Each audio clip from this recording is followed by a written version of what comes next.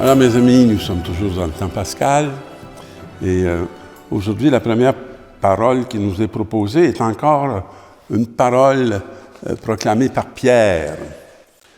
Alors le jour de la Pentecôte, Pierre, debout avec les 11 apôtres, avait pris la parole. Il disait d'une voix forte. Moi, ça, j'aime toujours ça, quand on me parle de personnes debout, puis qui sont capables de proclamer avec une voix forte. Que tout le peuple d'Israël en ait la certitude, ce même Jésus que vous avez crucifié, Dieu a fait de lui le Seigneur et le Christ. Il me semble qu'il y a quelque chose d'apaisant, je ne sais pas comment les auditeurs l'ont reçu, qui leur dit, celui que j'avais tué, il est encore vivant. Et il me semble qu'il y a quelque chose déjà de libérant dans cette parole. Et nous ne sommes pas dans un cycle de vengeance. Non, on est plus dans on va mettre les faits à la lumière. Hein, puis, il l'a fait, le Seigneur et le Christ. Alors, il l'a fait celui qui est au cœur et au centre de la réalité pour la sauver et pour nous sauver. Ceux qui l'entendaient furent remués jusqu'au fond d'eux-mêmes. Bon, voyez-vous, le texte est fin. Il répond à une de mes interrogations. Ils dirent à Pierre et aux autres apôtres, « Que devons-nous faire? » Pierre leur répondit, « Convertissez-vous et que chacun de vous se fasse baptiser au nom de Jésus-Christ pour obtenir le pardon de ses péchés. » Première libération, le pardon de nos péchés. Péchés que l'on porte, puis que l'on porte souvent seul, puis qui font un tort énorme à nos vies intérieures et même à nos vies relationnelles, avec nous-mêmes, avec les proches, puis avec Dieu. Alors, faites-vous baptiser. Et pour moi, c'est toujours une joie de pouvoir accompagner des gens à la préparation de leur baptême. Et faites-vous baptiser au nom du Père, du Fils et du Saint-Esprit. Faites-vous baptiser dans ce nom. Hein. Et vous recevrez alors le don du Saint-Esprit. Je ne sais pas combien de fois d'une journée vous pensez au Saint-Esprit. Mais moi, je l'appelle souvent parce que j'en ai besoin. Il y a des réalités qui me torturent. Il y a des réalités qui m'inquiètent.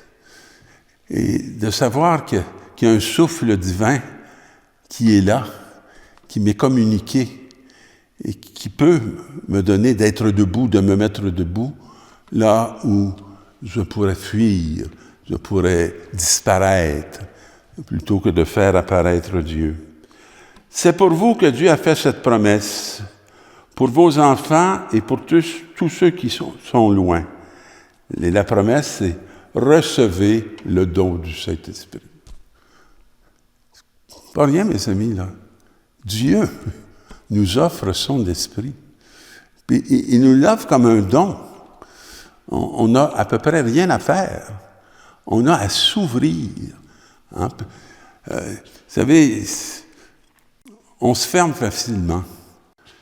Mais à mon avis, on peut s'ouvrir aussi facilement qu'on se ferme. En autant qu'on puisse faire silence. Puis regarder qui nous sommes pour Dieu. Et quel est le sens profond de notre vie? Hein? On n'est pas là pour un triste passage de 50, 60, 70 ans. Non, on est là pour accomplir une mission, pour enrichir le monde d'une façon d'être présent à Dieu qui est unique pour chacun de nous. Et dans l'Évangile, j'aime bien, Jésus parle aux pharisiens, « Celui qui entre dans la bergerie sans passer par la porte, mais qui escale par un autre endroit, celui-là est un voleur et un bandit. » Passer par la porte. faut avoir l'audace pour passer par la porte. Il ne faut pas se cacher. Il ne faut pas s'en aller tromper. Parce que si on passe par la porte, dans le fond, qui est Jésus-Christ, alors, et qu'on ne passe pas par le mur, hein, comme un voleur, comme quelqu'un qui s'en vient prendre quelque chose qui ne lui appartient pas.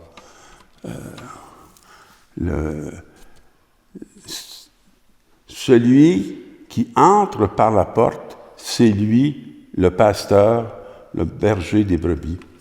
Il ne prendra pas. Il s'en vient donner. Il s'en vient donner quelqu'un qui ne lui appartient pas. Mais quelqu'un qui l'a sauvé. Quelqu'un qui a fait que sa vie n'est pas du tout ce qu'elle aurait été sans cette rencontre. Alors, ces brebis, à lui, il les appelle chacune par son nom. Ça veut dire qu'il connaît. Puis, n'ont pas été des relations d'un jour pour que ça lui apporte une gloire ou je ne sais pas quelle chose malsaine qu'il désire. Non. Il les appelle par leur nom. Il les connaît dans leur identité.